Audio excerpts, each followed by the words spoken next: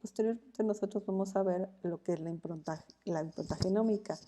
La impronta genómica fue estudiada pues, por varios investigadores.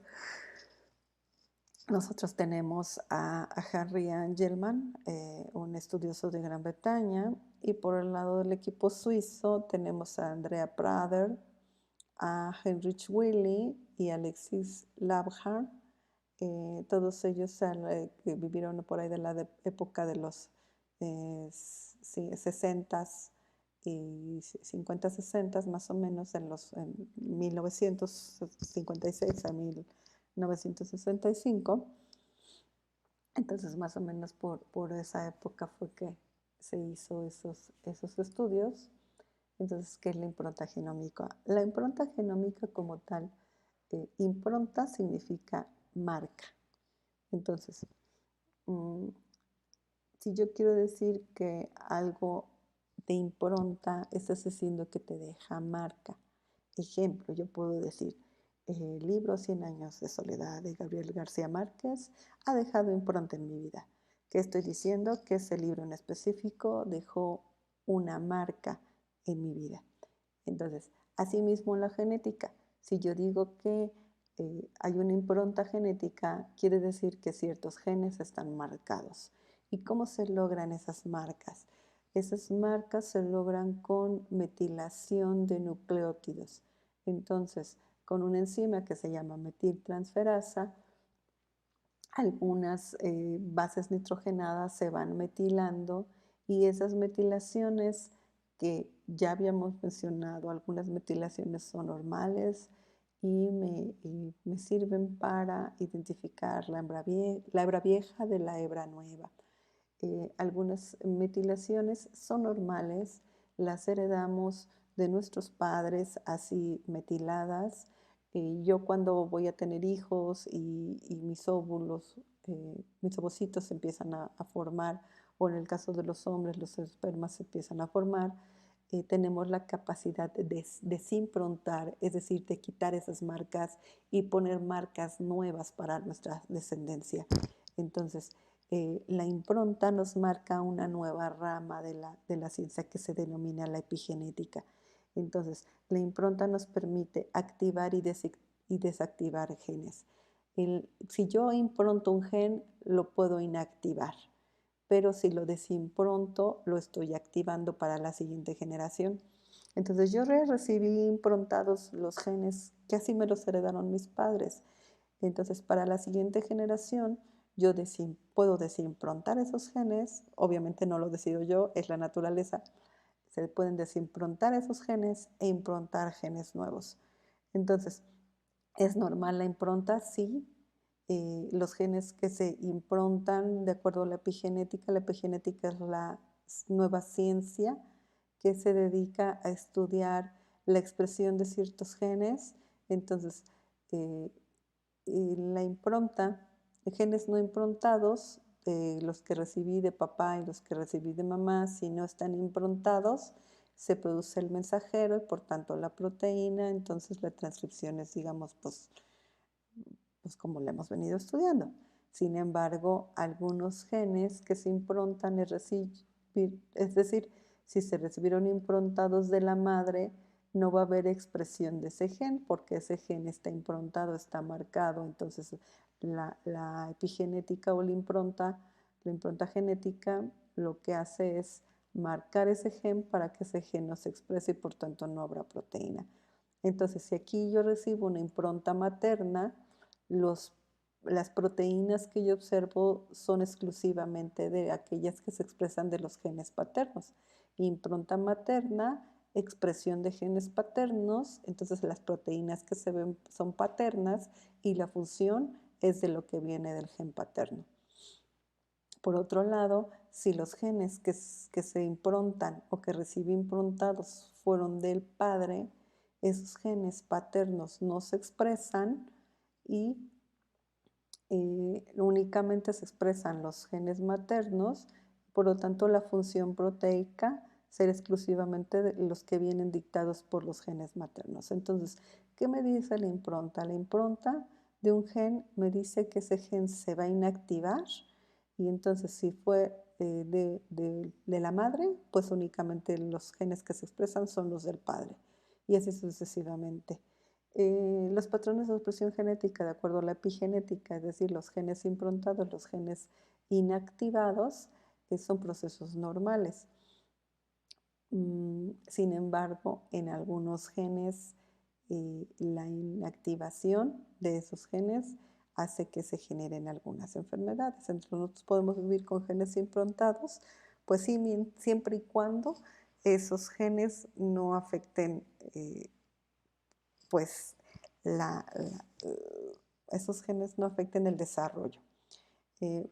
Lo que me está diciendo esto es que para algunos genes necesitamos que se estén expresando los dos, tanto el paterno como el materno. Y para algunos otros no importa. Puedo tener inactivos algunos genes y ser una persona totalmente normal. Entonces, algunas enfermedades, como las que vamos a observar más adelante, pues podemos tener desórdenes de neurocomportamiento, manifestaciones clínicas distintas que constituyen el mejor ejemplo de concepto de impronta genética.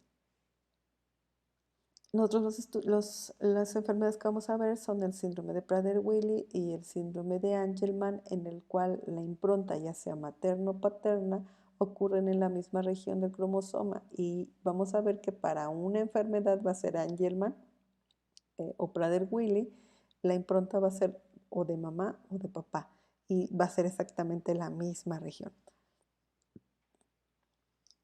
Entonces vamos a ver cómo ocurre el síndrome de Angelman y Prader-Willi con impronta genómica. Entonces yo tengo una persona que va a ser normal, es decir, que no tiene el síndrome, no tiene implantados los genes en su cromosoma materno y paterno.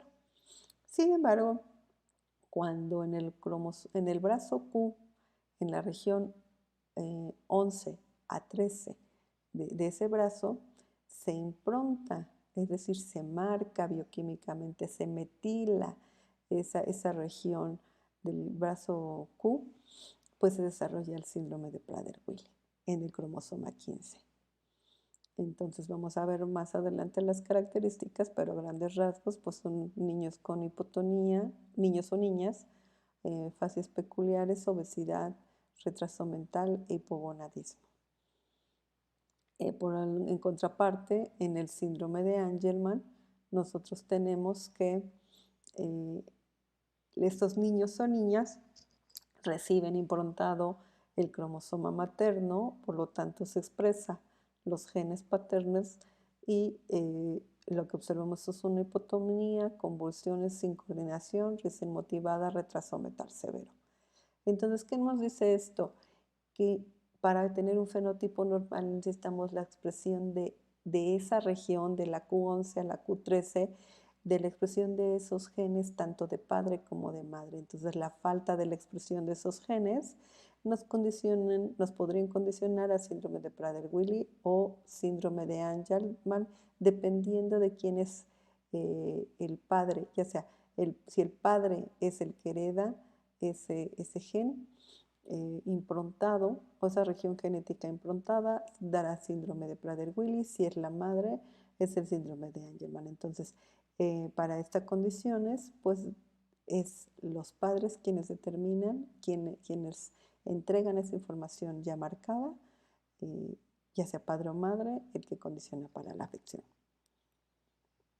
Entonces, características del síndrome de Prader-Willi. El síndrome de Prader-Willi no es un síndrome muy común. Sin embargo, por ejemplo, en Pachuca hay dos jóvenes con síndrome de Prader-Willi detectados y estas personas tienen hipotonía muscular al nacimiento. Tanto síndrome de Angelman como Prader-Willi tienen hipotonía o bajo tono muscular al nacimiento. Son personas que una vez que crecen, bueno, tienen una talla baja, un retraso psicomotor, un retraso mental de medio a moderado, o sea, sí se nota el retraso mental, hipogonadismo, tienen una hiperfagia. Hiperfagia, ¿qué es esto? Es que comen mucho, tienen una ansiedad por comer y que esta puede ser incontrolable. Por esto tienen muchos problemas.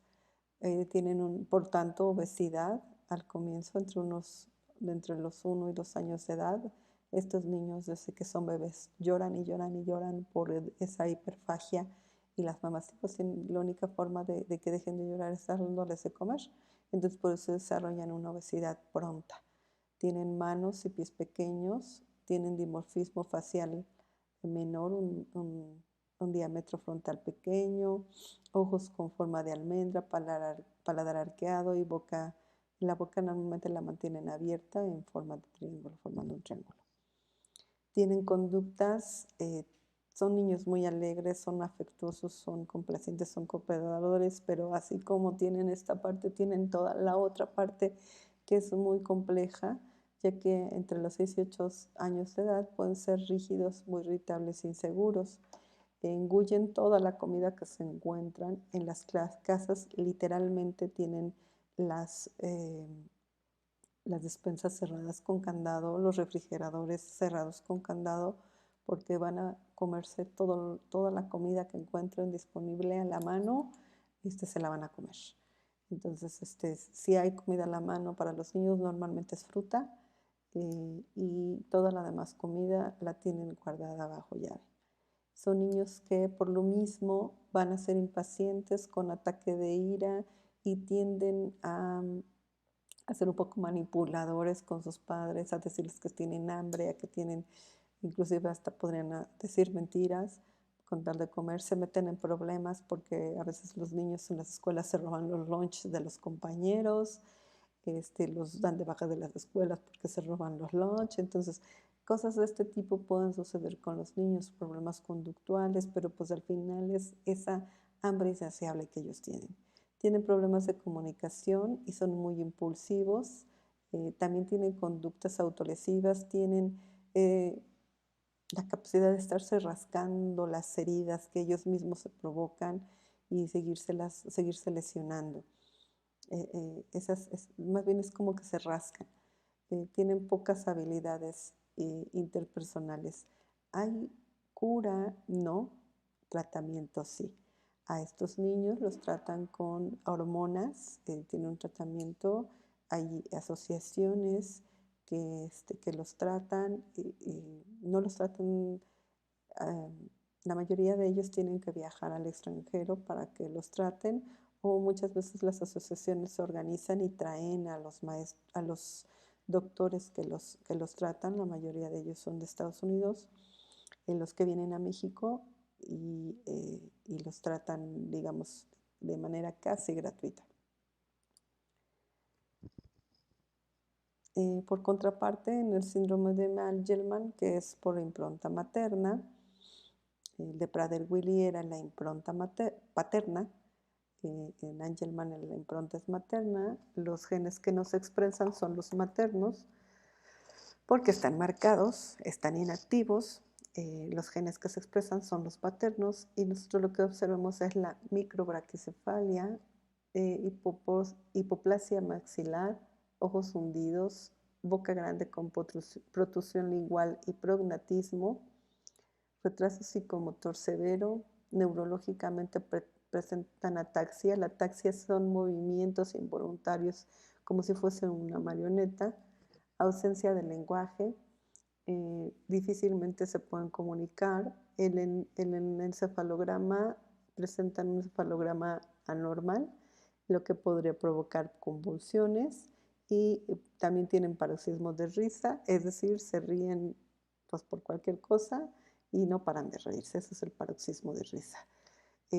Yo tuve la oportunidad de conocer niños jóvenes con Prader-Willi y una bebita con síndrome de Angelman.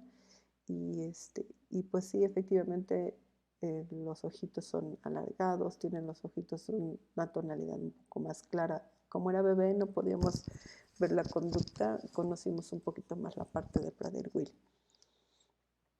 El siguiente tema es el de disomía uniparental.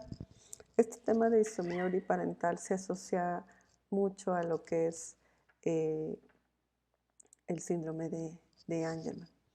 En la disomía uniparental consiste en que el par de cromosomas paternos no se separa ¿sí? Y se van juntos.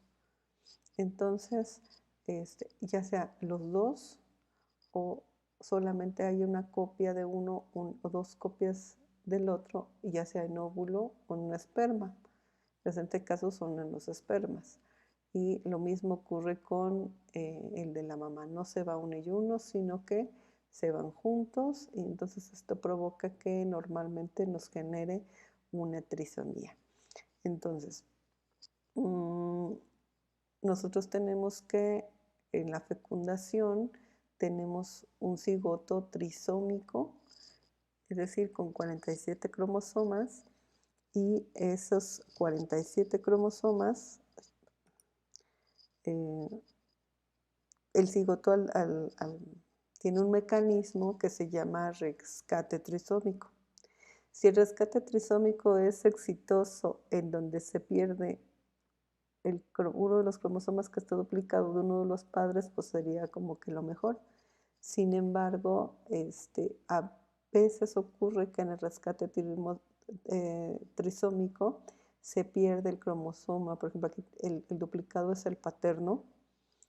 Entonces, si yo tengo aquí duplicados los paternos, se pierde el materno y entonces en las células solamente se queda con los dos cromosomas paternos. Entonces, a eso se llama disonía uniparental, en donde en un par de cromosomas nada más se tiene o los dos son paternos o los dos son maternos. Todos los demás cromosomas sí se tiene uno y uno, un cromosoma materno y un cromosoma paterno. Pero en un cromosoma en específico, por ejemplo, en el cromosoma 15, solamente si se tiene el cromosoma paterno, solamente se van a expresar genes paternos y el síndrome que vamos a ver es el síndrome de Angelman. En contraparte, si yo tengo en el cromosoma 15 nada más el par materno, lo que vamos a observar es el síndrome de Prader-Willi. Entonces, al contrario de lo que vimos en la disomía, la impronta genómica, pero con una lógica muy, muy importante, es que el síndrome de Angelman por disomía uniparental es de origen paterno, es decir, tengo los dos cromosomas paternos con la expresión solo de genes paternos. Y en el síndrome de Prader-Willi yo tengo los dos cromosomas son maternos, el cromosoma 15, es decir, solo se expresan genes maternos, que es muy lógico con lo que vimos con lo de la impronta genómica y al ratito les enseño un esquema para que nos quede más claro. Entonces, yo tengo aquí que como los síndromes que se asocian con la disomía uniparental e impronta genómica, en diferentes síndromes estamos estudiando como modelo Prader-Willi y Angelman, pero tenemos otros síndromes como el síndrome de Russell-Silver o el de Beckwith-Wiedemann, en donde la impronta puede ser materna o paterna, y nosotros vamos a ver estos síndromes cómo es que se desarrollan. Entonces, ejemplo, Prader-Willi. En Prader-Willi nosotros vimos por impronta genómica que la impronta es paterna, pero en la disomía uniparental es materna. Es decir, si está improntado el gen paterno, los genes que se expresan son solo los maternos. Entonces, si yo tengo dos cromosomas maternos, coincide con lo que estamos viendo en la impronta genómica. Recordemos que esto siempre va a ser en cromosoma 15 para que lleve Prader-Willi en la región ya improntada de la Q11 a la Q13 del cromosoma paterno. En Angelman lo mismo, impronta genómica es materna, por lo tanto la disomía uniparental es paterna. Tenemos un síndrome de diabetes miogítil transiente no natal, en donde solamente se observa por disomía uniparental paterna y es en el cromosoma 6.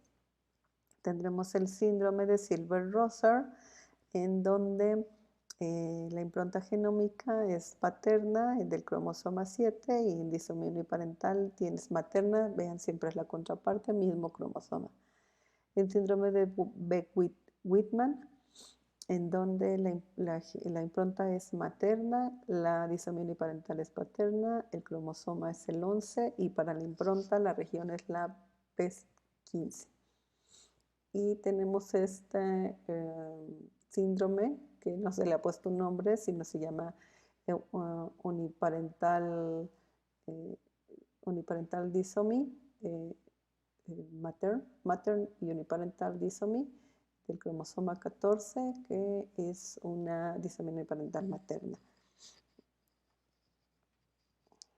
Entonces vamos a corroborar esto que les estoy diciendo con este pequeño esquema que acabo de hacer, que me dice: el síndrome de Prader-Willi se da por impronta genómica paterna. Esto quiere decir que solo se expresan genes maternos. Solo expresión de genes maternos da síndrome de Prader-Willi del cromosoma 15, lo cual correlaciona expresión de genes maternos por disomía uniparental, exclusivamente genes maternos del cromosoma 15, da síndrome de Prader-Willi. En el caso de la deleción, es como una aberración cromosómica estructural, es equivalente. Si nosotros tenemos una deleción de la región Q11 a la Q13 en el cromosoma paterno, es equivalente a tener una impronta. ¿Cuál es la diferencia entre una deleción y una impronta? En la impronta, el gen allí está, pero está inactivo. Sí está el gen, sí están las regiones genéticas, pero están inactivas. A diferencia de en el proceso de deleción, en el de lesión, la región Q11 a Q13 no está, se ha perdido. Entonces, la impronta genómica es equivalente a una deleción, pero solo es equivalente, ya que en la impronta sí están los genes. Entonces, síndrome de Prader-Willi, el diagnóstico diferencial es un poco complejo porque se tienen que hacer muchas pruebas para determinar si el síndrome es por impronta, es decir, los genes están pero están inactivos, si es por disomía uniparental, es decir, solamente están los cromosomas de mamá, o puede ocurrir por una deleción. Es decir, podemos hacer un cariotipo para buscar primero deleción. Si no es deleción, entonces hacemos una impronta, una técnica de laboratorio para buscar genes metilados.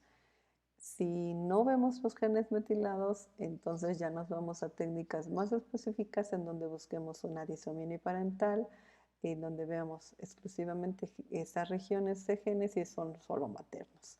Y entonces ver si es una disomía uniparental. Inclusive hay síndrome de Prader-Willi por otras causas que a la fecha no se sabe exactamente cuál es el fenómeno por el cual que no es ni por ninguna de estas tres que también hay síndrome de Prader-Willi. Entonces el diagnóstico diferencial del saber por qué a un niño tiene síndrome de Prader-Willi es un poquito complejo. Mismo cuestión con síndrome de Angelman. Si la región cromosómica de la Q11 a la Q13 es el que está improntado, es decir, los genes están inactivos, no se expresan, únicamente hay expresión de genes paternos, no se expresan maternos, sí se expresan paternos, entonces no quiere decir que papá tenga la culpa, simplemente necesitamos la expresión de dos genes para que el fenotipo sea normal. Entonces, da síndrome de Angelman cuando la impronta es materna, se expresan genes paternos y lo venimos a corroborar con disomía uniparental. Expresión de genes solo paternos, vean la relación, expresión de genes paternos, expresión solo de genes paternos, da síndrome de Angelman. De lesión que damos es el equivalente a una impronta, pero no es lo mismo. Aquí me faltan los genes, aquí sí están los genes, pero están inactivos. Entonces, aquí vemos la relación para el diagnóstico diferencial. Dice el síndrome es por impronta, por disomía uniparental o por deleción.